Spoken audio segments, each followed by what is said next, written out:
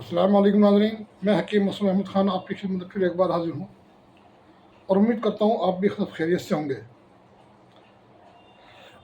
तो आज का जो मौजू लिया है वो लिया है हमने तिला। तिला कह दें, तेल कह दें, रोगन कह दें या पेनिस टॉनिक कह दें।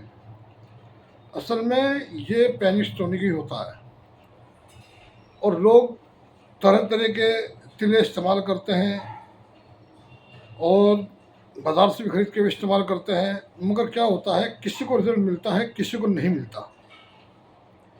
बहुत से लोगों ने, भाइयों ने, बाबों ने, दोस्तों ने अर्ज़ किया है कि कोई ऐसा तिला बताएं जो बनाने में भी आसान हो और जिससे ख़ारिश, दाने वगैरह या खाल वाल ना उतरे या जिससे चीसे चमक ना हो। कोई ऐसा तिला बताएं ताकि वो पूरी तरह से कामयाब हो और उसे इस्तेमाल करके हम अपने नकाइश को दूर कर सकें। तो इंशाअल्लाह मैं आज आपको ऐसा तिला बताऊँगा कि आपको कुछ खरीदने की ज़रूरत नहीं, कुछ ज़्यादा सामान खरीदने की ज़रूरत नहीं, ना उसे पकाने की ज़रूरत है, ना उसे घोटने की ज़रूरत है, ना उसे पीसने की किसी चीज़ की ज़रूरत है, ना आपको कहीं दूर भागना है। बहुत आसान सी चीज़ आपको बताऊंगा। तो ये तिला जहनी बड़ा शानदार है और उससे इस तिले को बताने से पहले मैं आपसे कुछ रिक्वेस्ट करना चाहता हूँ। तो कि जब आप मेरे जो वीडियो देख रहे हैं, आप इस वीडियो को ज़्यादा से ज़्यादा शेयर करें, लाइक करें। बस आपसे गुजारिश यही है कि लाइक और शेयर करें, यह नहीं कि अपने ही तक महदूद रखें, दूसरे तक पहुंचाएंगे, क्या पता उसे कोई इस परेशानी में मुब्तला हो और वो अपने टाइम, पैसे बर्बाद कर चुका हो और उसे घर बिगड़ने के कगार पे हो। तो आप मेरे जितने वीडियो हैं आप देखें और देखने के बाद से शेयर ज़रूर करें ताकि लोगों को फ़ायदा हो, क्योंकि मैं भी मेहनत कर रहा हूँ इस वजह से कि मेरे नुस्खे ज़्यादा से ज़्यादा आवाम तक पहुँचे और वो इस्तेमाल करें और अपनी परेशानी को दूर करें। तो मैं भी सदका जारिया के अंदर आ जाऊंगा कि जब आप ज़्यादा से ज़्यादा शेयर करेंगे।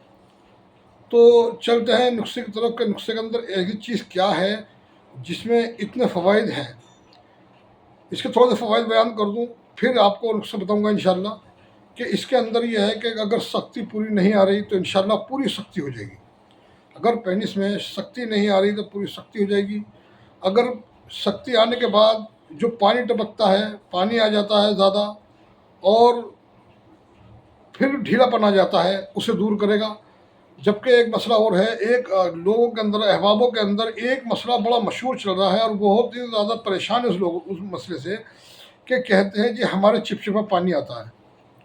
इसकी खोल और कर दूँ, नहीं तो आगे चल के ज़िंदगी बहुत ज़्यादा ये ज़िंदगी में परेशानी की अलामत बनने वाली है। इसमें पैसा ही बर्बाद और वक्त भी बर्बाद होता है और घर टूटने कगार पे आ जाते हैं। तो क्या होता है कि चिपचिपा पानी आता है, भाई चिपचिपा पानी अगर 2 से 3 बूंद आ रहा है, ध्यान रखना, इस पर गौर करना, ज़हन नशीन करना कि अगर 2 से 3 बूंद पानी आ रहा है तो कोई दिक्कत नहीं है, आना चाहिए, ज़रूरी है। और इससे ज़्यादा आ रहा है तो फिर वो नुकसानदायक है। अब ये आता क्यों है कि ये अल्लाह ताला का एक निज़ाम है, कुदरत का एक निज़ाम है, नेचर का एक निज़ाम है। क्या कि अल्लाह ताला ने जब इंसान को शहवत देता है तो उसकी जो पेनिस की नली होती है अंदर वाली, जहाँ से वीर्य बाहर निकलता है, उसके अंदर एक वाइट रंग की यानी कि ट्रांसपेरेंट रतूबत अल्लाह ताला पैदा करता है ताकि मनी वहाँ से फिसल के आराम से निकल जाए, क्योंकि मनी बहुत तेज़ी के साथ निकलती है। अगर वो नाली खुश्क रहेगी और पेनिस और वीर्य तेज़ी के साथ निकलेगा तो क्या होता है कि उसके अंदर खराश पैदा हो जाती है। अब खराश की वजह से क्या होता है, ज़ख़म हो गया, फिर सुजाग और मौसमी बीमारियाँ इसके अंदर जो है पैदा होने लगती हैं। तो ये मसला जो है बड़ा हसास है।